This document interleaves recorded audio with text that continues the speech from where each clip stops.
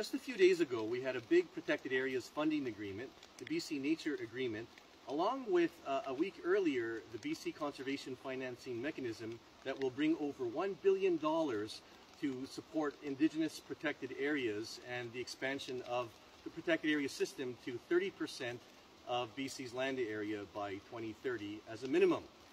Now that the funding's there, what else is needed? The most important thing is something called ecosystem-based protection targets.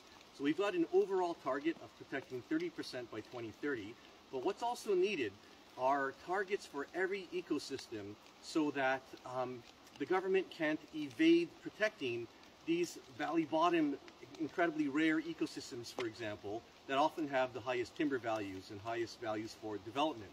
Typically, if you look at the history of protected areas in British Columbia, you get protection of alpine areas with no trees, or subalpine areas with low timber values where the trees grow small near the top of mountains.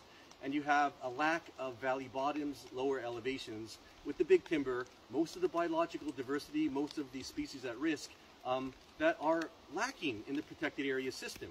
So ecosystem-based targets are vital because it means that if you ensure that the full diversity of ecosystems are represented and you have targets for them, and that has to include forest productivity distinctions, areas that grow big trees, medium trees, small trees, the full diversity, but especially the least represented and most endangered ecosystems, the valley bottoms, high productivity ecosystems.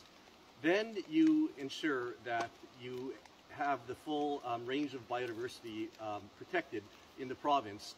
And if the targets are set by like a chief ecologist with a science team and traditional ecological knowledge committees, then you make sure that enough is protected to ensure viable populations of all species, predator-prey relationships, watershed integrity, to ensure the long-term persistence of those ecosystems. If you don't have ecosystem-based targets, then it's sort of like sending in the fire brigade to hose down all the non-burning houses while the houses on fire are largely ignored. Or it's like a surgeon who doesn't make any distinctions between organs, only has a 2-kilogram target to remove. The details matter here.